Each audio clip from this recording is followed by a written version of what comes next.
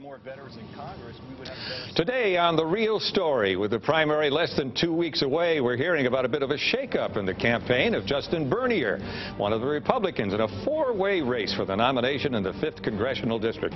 What happened and why? We'll ask him. Gun control laws in Connecticut, will they be changed in the wake of the Colorado movie massacre? Should they be changed?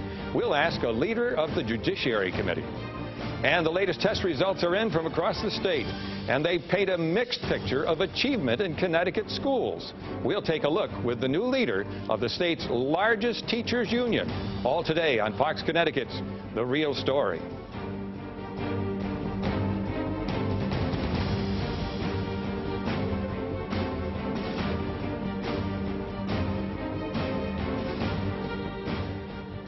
Hi, and thanks very much for watching The Real Story today. I'm Al Terzi. Lori Perez is off this week. First up, the congressional campaign of Republican Justin Bernier, trying once again to be the party's nominee for the 5th District seat currently held by Democrat Chris Murphy. 2 years ago, he was a runner-up in a three-way primary, capturing 31% of the vote. Now he's in a four-way race, and he's just lost 2 members of his campaign staff, but he says it was planned.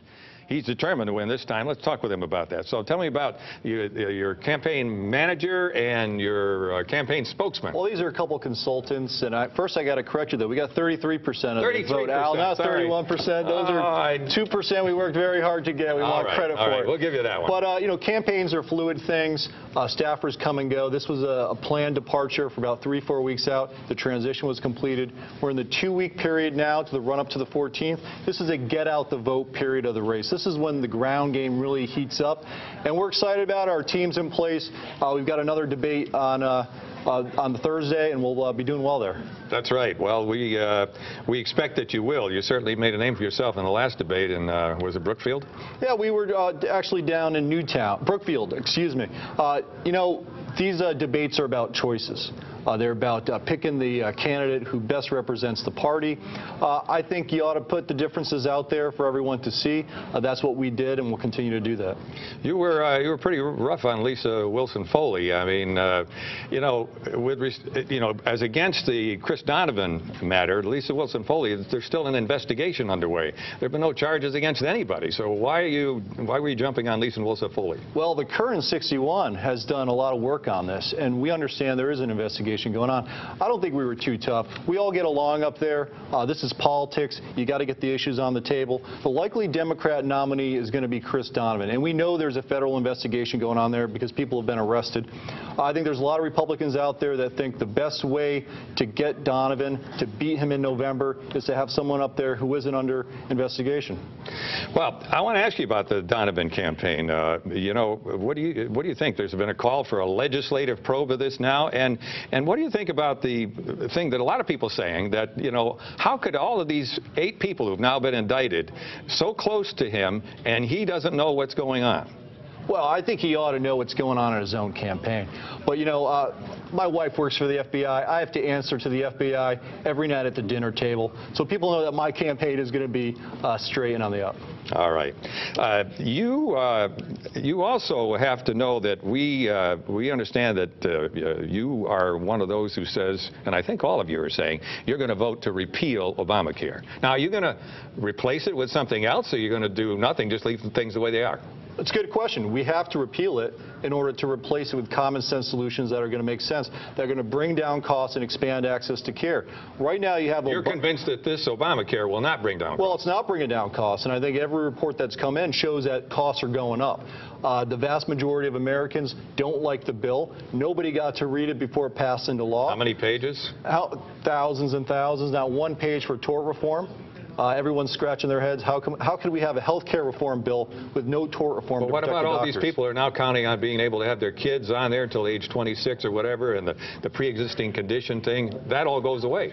Well, there's some good things, concepts in the bill that can be improved. obviously pre-existing conditions has got to be taken care of. And that's something that a lot of Republicans, most Republicans, I think, support. But the main tenets of the bill, that you're going to have the federal government controlling the financing of health care, is a bad idea. Federal Judge Vanessa Bryant, as you've heard recently, has ruled that the Defense of Marriage Act is unconstitutional, violating equal protection rights under the Fifth Amendment because it denies federal health and other benefits to same-sex couples who are married. Now, you're opposed to same-sex marriages, are you not? I support the concept of civil unions, but I believe that marriage is between a man and a woman. So why do you believe that? I mean, what's the problem with same-sex marriages? Well, you know, there's going to be differences of opinion on this issue. I think we need to respect other people's opinions. We need to treat everyone with dignity and respect. But in this case, that's my position. All right. Do you believe that in the wake of the Colorado movie massacre, we need to toughen up the laws, especially the federal laws? Would you vote for a toughening of the laws we have? We don't need any more. Bringing back the assault weapons ban, for example? I don't believe that that's going to solve the problem. The problem isn't that we don't have enough gun laws on the books. The problem is that we don't have enough responsibility, and those laws that we do have are not being enforced right now. I think if the Obama administration had put more effort into actually enforcing the laws we have on the books, instead of doing programs like Fast and Furious, which was a real boondoggle and cost an American life, I think we'd be in better shape. Now, everyone wants to prevent gun violence. Safety has got to be job one in that. But I don't believe we need more laws to do that. We've got a lot of laws in the book right now.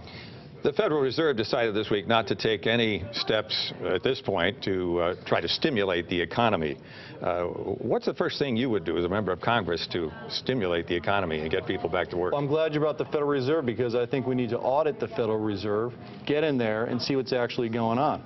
There's a lot of toxic assets in that building. We're not quite sure what the Fed is up to. We know they're buying about half of the debt. In fact, I believe that the Federal Reserve is part of the problem why we're not having an economic recovery, because they've hurt the velocity of money in the economy. But, you know, there's a lot of things we can do outside of the Federal Reserve to get the economy going. We need to bring down business taxes. We have the highest business taxes in the entire world, in the industrialized world. We need an all-of-the-above energy policy instead of what we have right now. We need health care reform. So I think if you do that, coupled with some real regulatory reforms out there, this economy is going to come roaring back. We're going to grow not at 1% where we are right now, but at 3.5%. You do that, a lot of our problems melt away. Well, that's a good thought. What is it that you feel sets you apart from the other three in this race? Lisa Wilson Foley, Mark Greenberg, successful businessman, Lisa herself in business, and the endorsed candidate, Senator Andrew Rohrabach, with all that experience in the legislature. You don't have any legislative experience. I think that's a good thing, because our legislature is not getting the job done in Hartford right now. I mean, I grew up in Connecticut. For the past 20 years, we've had more and more bills, mandates, laws. We've stifled our economy. We are now last in the country for job creation after Michigan. I don't think that's where you get real-world experience. It's not sitting over there in the legislature. It's in the real world. I'm a different candidate because I have a positive message about where we're going to take this country, pro-growth message. That's what people want. People don't need to be reminded, like some of my other candidates are always trying to do, reminding people that things are bad. They know things are bad right now. They want to know what we're going to do differently to make things better. All right, Justin Bernier, we want to thank you very much for coming in here. We'll look forward with great interest to seeing how you do in this primary this time around. Thanks, Al. And if you don't make it, will there be a third time? I don't know about that, but you'll be the first to know. You'll focus on this time for sure. That's right. Thank you very much for being with us. Well, next, gun control in Connecticut in the wake of the mass shooting in Colorado. You may be wondering whether our laws right here in the state are tough enough to keep such a thing from happening here. We're going to get the opinion of a key legislator, so stay tuned on The Real Story.